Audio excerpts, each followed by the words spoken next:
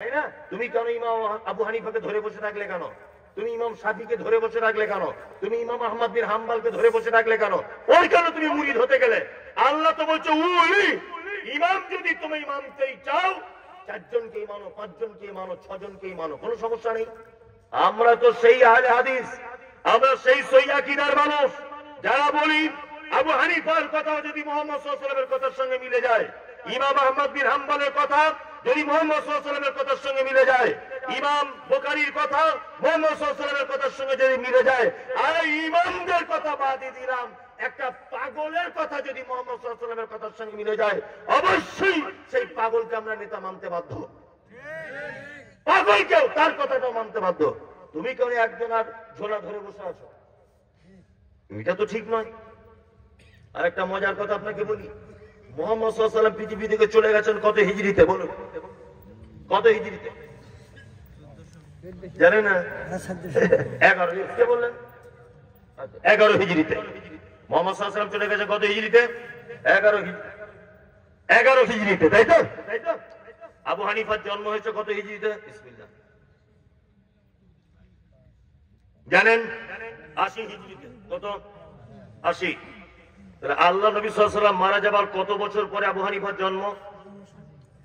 কত? 69 বছর, তাই তো? নিশ্চয় মায়ের পেট থেকে আবু হানিফা ইমাম হয়নি, পড়াশোনা করতে হয়েছে। আমি যুক্তি ও তর্কের খাতিরে ধরে নিলাম 10 বছরে তিনি ইমাম হয়েছেন, ধরে নিলাম। তার মানে ওনার ইমাম হওয়া আর আল্লাহ নবী মারা যাবার মাঝখানে ব্যবধান কত বছর? 79 বছর, তাই না? যারা বলছে ইমাম না মানা জাহান্নামী কাজ, ইমাম মানা ফরজ, ওদের কাছে আমার জানতে ইচ্ছা করছে এটা, এই মাঝখানের 79 বছরের মানুষ কোন ইমাম মেনে চলতো? এটা আপনাকে দেখাতে হবে। নাম্বার 2, তারপরে এলেন আল্লাহ রাসূলের পরে আবু বকর, ওমর, উসমান, আলী, ইমাম আবু হানিফা, ইমাম আহমদ বিন হাম্বল, ইমাম মানে সমস্ত ইমামগণ 360 হিজরির ভিতরে পৃথিবী থেকে চলে গেছেন। আর কোন আইম্মায়ে কেরাম বেঁচে ছিলেন না, 360 হিজরির ভিতরে সমস্ত ইমামগণ চলে গেছেন। তখনও কোনো মাযহাব হয়নি। তারও 150 বছর পরে মাযহাবের জন্ম হয়েছে। তার মানে মুহাম্মদ সাল্লাল্লাহু আলাইহি ওয়াসাল্লাম পৃথিবী থেকে চলে যাবার 450 বছর পরে মাযহাবের জন্ম হয়েছে। তাহলে মাযহাবের জন্ম হয়েছে তখন থেকে তুমি বলছো আমি আবু হানিফার লোক, তাহলে এই 450 বছরের লোকগুলো যাবে কোথায়? কোথায় যাবে?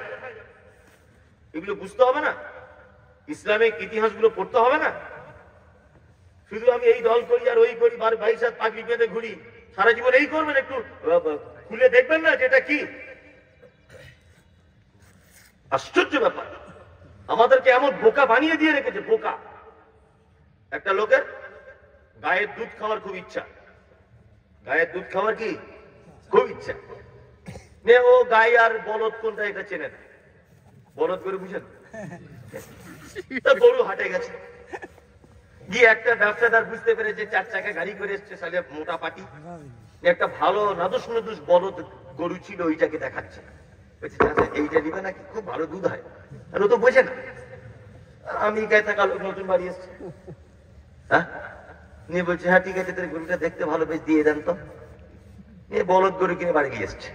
বলদ গরুতে কি করে? নাঙল চালায় না, হাল চালায়। নিয়ে বাড়ি এসে এবার গোয়ালাকে ডেকেছে, দুধ খাবে। গোয়ালা বলছে না, লোকটা গরুটা কিনেছে, তা কিনে এখন সবাই ওকে বলে দিয়েছে যে চাচা গরু কিনছো ভালো, তবে লেজটা তুলে দেখো কোন গরু। এই লোক আমেরিকার লোক, এ তখন বলছে যে ভাই গরুওয়ালা একটু লেজটা তুলুন না। বলছে অস্তাক তুললাম। ওইসব জিনিস আবার দেখে? তাহলে লেজ তুলে বসে খারাপ জিনিস ওসব দেখে? আপনার মতো লোক এসব দেখে? অস্তাক তুললাম। ও তখন বলছে তাহলে ঠিক তো, খারাপ জিনিস দেখে লাভ নাই, তাহলে বাড়ি গিয়ে দেখবো। এ বাড়ি নিয়ে এসছে, গোয়ালা ডেকেছে দুধ দেওয়ার জন্য। গোয়ালা দেখে বলছে আচ্ছা এ তো ছেলে গরু, তোমার এই যুক্তি কে দিয়েছে? তুমি চিনো না যখন, তো অন্য একজনের সহযোগিতা নাও। টাকা আছে বলি তুমি বলদ গরু কিনে দুধের আশা করছো? আমাদের সমাজের অবস্থায় হয়েছে ঠিক তেমন। তুমি ভালো আলেম চিনতে পারছো না, এটা ব্যাপার। তোমার বিদ্যা বুদ্ধি নাই, এটা না হয় ধরলাম, হ্যাঁ, তো তুমি কাউকে জিজ্ঞেস করতে পারছো না। তুমি যখন জিজ্ঞেস করতে যাবে তখন ওই হুজুর আপনাকে বলবে ছি ছি ছি ছি ছি ছি ছি, আমাদের বড় পীর সাহেবের উপরে অপমান করছো, তুমি আমার লোককে জিজ্ঞেস করতে চাচ্ছ? বড় পীর সাহেব যা বলেছে তাই ওটাই ঠিক, জিজ্ঞেস করার দরকার নেই।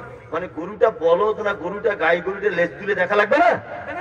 ব্যবসাদার তো মানা করবি, হুজুর তো বলবি, হুজুর সব সময় বলবে এই ও আইলা দিস মমতাজুল ইসলাম ও আইলা দিস, ওর বক্তব্য শোনা যাবে না। বেরাদারা বলে ইহুদিদের দালাল, রাজ্জাক বিন ইউসুফ ওই ইহুদিদের টাকা খায়, মুজাফফর বিন মহসিন ইহুদিদের টাকা খায়, ওই মুশরিফউদ্দিন ওই আমেরিকার ডলার খায়, ওদের কাছে যাওয়া যাবে না। মানে কি লেজ তুলে দেখা যাবে না, কি বলে বুঝলে না? লেজ তুলে দেখলেই তো ধরা পড়ে যাবে। মুজাফফর বিন মহসিনের কাছে গেলেই তো ভালো হয়ে যাবে, রাজ্জাক বিন ইউসুফের কাছে গেলেই তো আকীদা চেঞ্জ করে ফেলবে। ওই জন্য হুজুর আগে থেকে আপনাকে বারবার ডিরেকশন দিচ্ছে, ওই লেজ তুলে দেখা দেখি কোনো সিন নেই। আমরা বলে দিয়েছি 20 টাকা তারাবি করতে হবে, তুমি চালিয়ে যাও। আমরা বলে দিয়েছি 40 করতে হবে, তুমি চালিয়ে যাও। আমরা বলেছি তোমার বাপের নামে 12টা গরু জবাই করতে হবে, তুমি চালিয়ে যাও। লেজ তুলে দেখা যাবে কি বলছি বুঝতে পারছে না? এসব অন্ধত্ব দিয়ে চলে চলে না। আসলে এরা বেদাত করে করে ভুল করে করে করে করে এদের মগজটা পুরো একেবারে পচে গেছে, ভালো জিনিস দিলেও গ্রহণ করতে পারে না। আমি মায়ের সাথে একটা গল্প বলি, গল্প 1 মিনিটের জন্য আপনার কাছে উপদেশ আছে। একটা ম্যাথরের সিম্পটম কি? বালতি নিয়ে ঘোরে, তাই না? ঝাঁটা থাকে হাতে, তাই না? এখন একটা ম্যাথর ঝাঁটার বালতি নিয়ে পায়খানা পরিষ্কার করে দুপুরবেলা খুব কষ্ট হয়ে গেছে, রাস্তা দিয়ে আসার সময় একটা বট গাছের ছায়াতে আরাম করছেন। ম্যাথর নাকটাকে ঘুমাচ্ছে। এখন একটা আতরওয়ালা সে পাড়ায় পাড়ায় ঘুরে ঘুরে আতর বিক্রি করে।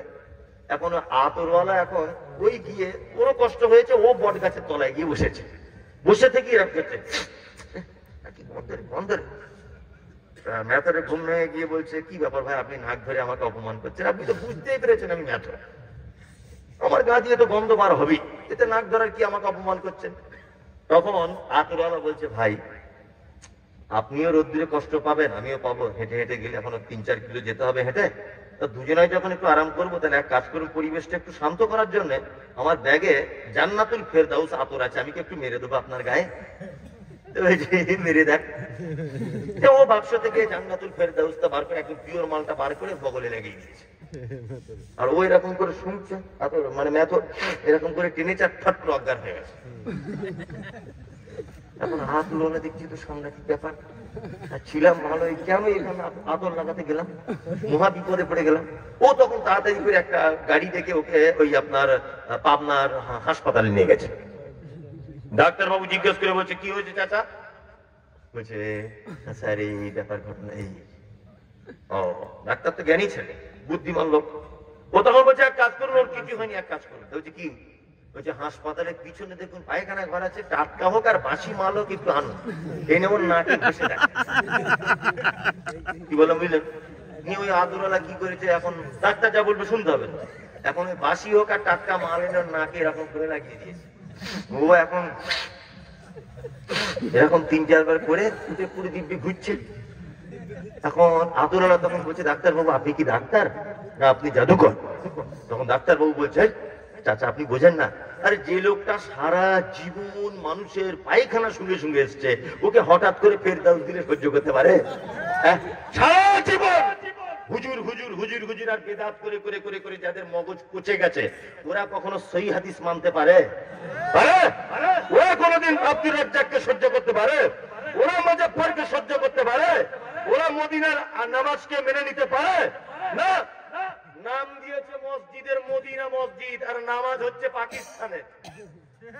এত বড় বিয়াদব, নাম দিয়েছে মদিনা মসজিদ, অথচ নামাজ হচ্ছে কুফা বাদশার নামাজ, মদিনার নামাজ হয় না। আশ্চর্য ব্যাপার।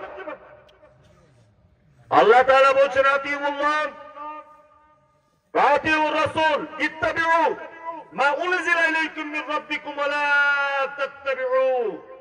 এবার আরো জ্বালা ধরা কথা আল্লাহ তাআলা বলছেন ওয়ালা তাত্তাবিউ, কখনোই আনুগত্য করবে না, মিন দুনিহি, কোরআন আর হাদিস এই দুটোকে বাদ দিয়ে, আউলিয়া। ওলির বহু বচন কি?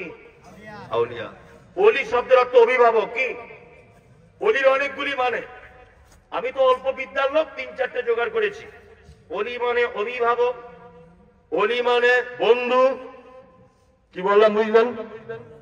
অভিভাবক কাকে বলে বলুন, জানেন? অভিভাবককে, আমি অভিভাবক, আমার একটা ছেলে আছে একটা মেয়ে আছে, আমার দায়িত্ব কি? আমার মেয়ের ব্যাগটা যদি ছিঁড়ে যায়, স্কুল ব্যাগটা, ও চাইবে কার কাছে? আমার ছেলের মাথা চুল কাটতে হবে, কে নিয়ে যাবে? আমি। আমার ছেলে অ্যাক্সিডেন্ট, ডাক্তার দেখাবে কে? আমি। এক কথায় অভিভাবক সেই তার অধীনে থাকা মানুষের যাবতীয় প্রয়োজন যিনি মেটান বা মেটাতে বাধ্য, তিনি কে? অভিভাবক। এইবার বলুন, আপনার আমার অভিভাবককে যত চাওয়া পাওয়া চাইবো কার কাছে? আল্লাহর কাছে। আর একটা আল্লাহর ওলি মানে বন্ধু। ওলি মানে কি? বন্ধু। আচ্ছা, আল্লাহর ওলি হওয়া সহজ না কঠিন? সহজ, খুব সহজ, তাই না? আল্লাহর ওলি হওয়ার থেকে সহজ কিছু নেই, কিন্তু আমাদেরকে এমন করে বুঝিয়েছে যে এর থেকে বড় কঠিন কাজ আর কিছু নেই। কি বললাম বুঝলেন? কেউ বুঝিয়েছে, বলছে বিয়ে শাদী কিছু করা যাবে না, বড় বড় গোপ রাখতে হবে, মাথায় চুল বড় হতে হবে, একটা ঠ্যাং গাছের উপরে বেঁধে রাখতে হবে, নদীর পাড়েই বসবাস করতে হবে, হ্যাঁ, কোন মেয়ে ছেলের দিকে তাকানো যাবে না, নামাজের কিছু দরকার নাই, শুধু হু হু হু এরকম করে যাবে। তুই আল্লাহর বড় ওলি। বাংলাদেশে এরকম ওলি শেষ আছে? আশ্চর্য হয়ে যায়, একটা লোক ন্যাংটো হয়ে বস্তা পরে মাটির তলাতে আছে, বলছে তারও নাকি 1.5 লাখ মুরিদ। ন্যাংটো লোকের 1.5 লাখ মুরিদ। মানুষ কি বিবেক বুদ্ধি কি পাবনার একে ভর্তি করা দরকার হাসপাতালে? ন্যাংটো লোকের মুরিদ হয়? মোবাইলে দেখতে পাচ্ছেন যে ন্যাংটো লোক জিজ্ঞেস করছে, বলছে 1.5 লাখ ভক্ত। আল্লাহর ওলি হওয়া সব থেকে সহজ, সহজ না? কিন্তু আমাদেরকে কঠিন করে দেখানো হয়েছে। আমাদেরকে আল্লাহর ওলির ডেফিনিশন কিভাবে দেওয়া হয়? ও বন্ধুরে আমার, অমুক জায়গাতে একটা পীর সাহেব ছিল, এত বড় আল্লাহর ওলি। পীর সাহেব একদিন মনে মনে ভাবলেন সুন্দরবন বেড়াতে যাব। নৌকায় করে পীর সাহেব সুন্দরবন দেখছেন, নদীতে চড়ে হঠাৎ করে পার থেকে একটা বাঘ এসে নৌকায় ঝাঁপ দিল। পীর সাহেব বলছে, বেটা হারাম করে, আমি পীর সাহেব বলছি, তুই আমার নৌকায় এলি? বাঘ তখন বলছে, হুজুর ভুল হয়ে গেছে, আপনি অমুক দরবারের পীর। বলছে, হ্যাঁ ঠিক আছে হুজুর, মাফ করে দেবেন। বাঘ চলে গেল, ফিরে গেল, রিটার্ন করলো। পীর সাহেব আর একটু এগিয়ে গেলেন, এগিয়ে গিয়ে দেখছেন বাঘটা নদীর মাঝখানে, দুটি হাত জোর করে বলছে, পীর সাহেব আপনার ভুল করে নৌকায় উঠে গেছিলাম, মাফ করে দেবেন, বিয়াদবি।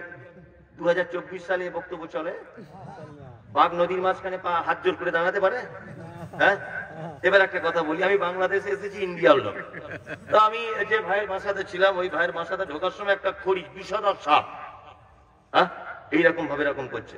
আর আমি যদি ওর সামনে দাঁড়িয়ে বলি, বেটা বিয়াদব, আমি প্রধান বক্তা রে, হ্যাঁ, বিয়াদব কোথাকার, প্রধান বক্তা, বিয়াদবি করে জায়গা পাও না। ও বুঝে যে আমি প্রধান বক্তা। তা বাঘ কি করে বুঝলো যে ও পীর সাহেব? ও বুঝলো কি করে? মানে সব চিটিংবাজি আর ক্ষমতাবাজি কথা এগুলো। কি বললাম বুঝলেন? এদের থেকে কি থাকবেন? দূরে থাকবেন।